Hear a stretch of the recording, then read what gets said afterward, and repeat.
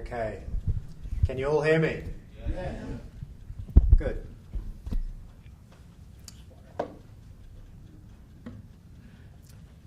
Thank you, Stephen, and welcome everybody. It's great to see you.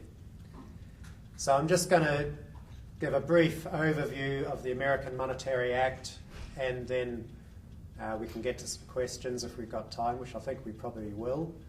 And also we're going to have a panel session at the end of today where we can discuss some more details of the American Monetary Act, but I'll get underway.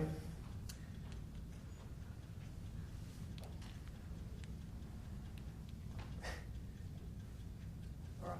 So the American Monetary Act, as Stephen has described many times, is really the initial minimum steps necessary in the monetary area to put time on our side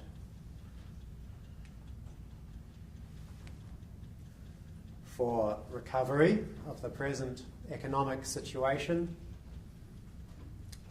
restoration of our economic and social fabric. So we need recovery before we can do that, before we can start restoring the physical and social fabric of the nation. And I have to say that when I first came to America 5 years ago, I was quite shocked at the deterioration of the roads and things like that, at the buildings that had broken windows and boarded up windows, and it was really a shock to me, and it doesn't give a good impression. Now, so we need to rebuild our physical infrastructure, our social infrastructure in the US and in other countries, and to achieve a level of stability, because that is the platform or the foundation upon which we can build prosperity. You know, people need to know that the rug is not going to be pulled out from under them at a moment's notice on the whim of somebody. And also, a key thing is sustainability.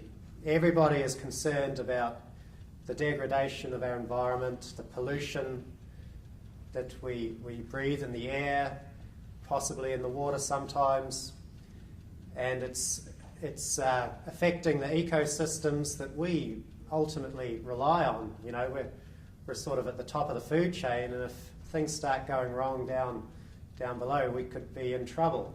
So, and we've got some speakers later in the conference that are going to be talking about the connection between the monetary system and the food that we eat, which is, you know, you are what you eat, and so it's very important to us, and you know, as individuals and as a society. And so also very key things are justice. You know, Bob Petit has just spoken about the moral aspects of why we need monetary reform now. When you really think about the present situation and the way that it's blighted our history over centuries, millennia, and as Stephen said, it's held back our human progress. It makes me angry. So I'm very determined that we make sure that justice is at the core and of what we want to achieve with monetary reform. And it's a broad term, and you know, we have to start somewhere, and then we can build. We can build on it like a platform, like a foundation. We can build on that, and you need justice before you can have peace. You know, there's not many people that I've never met anybody, I don't think, that wants to go and start wars or be in wars. And when you see the television footage of war-torn countries, it's just horrific. and I just couldn't imagine how horrible it must be to live in those conditions. But you need justice as like the foundation for peace, and then from that then you can start having some security. You know, if you've got an unjust system and you've got haven't got peace, you know, at any moment somebody could come around and start shooting up the place. You don't really have any security. And if you don't have any security, then you don't really have any freedom, because you're sort of constrained as to what you might want to do, because maybe if you step out your door, you could get killed or something. So these are sort of like a sequential things that we need, and also anything else we want. After we achieve these things, you know, then we can start really living, you know.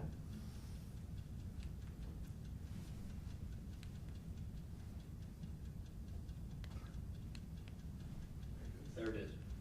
Oh.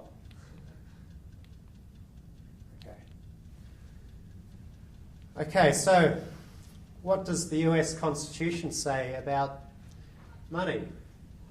Well, Article 1, Section 8, Clause 5 says, the Congress shall have power to coin money, regulate the value thereof, and of foreign coin, and fix the standard of weights and measures.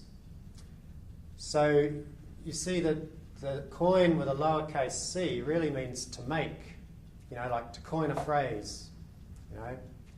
And the coin with the uppercase c means like a foreign type of currency, you know, like at the time when the Constitution was being written, they were using different types of currency, Spanish and Dutch and British. So when the Congress was setting up, they needed a way to work out equivalents of that.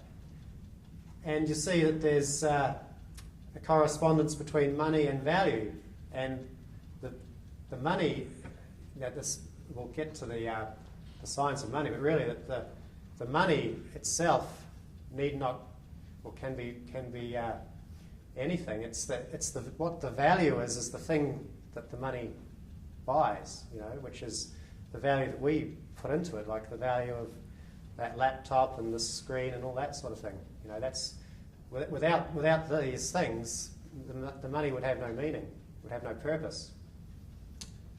And it's also in the very same clause, it covers the other physical measures, weights and measures, which are handled in the US by Bureau of Weights and Measures, which is in the National Institute of Science and Technology, which resides in the Department of Commerce. So that's an executive branch body, but it's directed through the Constitution and through Congress. So there's an equivalence there with the American Monetary Act and the way that that's structured legislatively and constitutionally.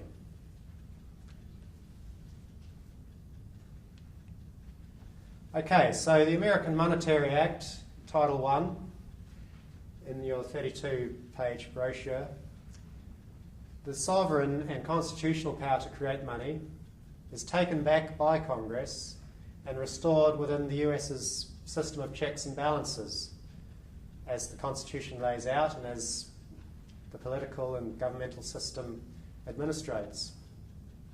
All money is made US money.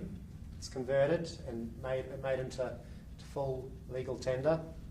A monetary authority is established, and that is a statutory body. It's following the law of the land, and it will determine how much money is needed in the economy to meet statutory monetary policy objectives. You know, it's not going to be their own ideas. It's going to be what democratically and legally has been determined that this is what we want to achieve. And then I come from an engineering background, civil engineering background, and one of the key philosophies in engineering, civil engineering construction, is that the principal, the person that is getting something built, they tell the contractors what they want built.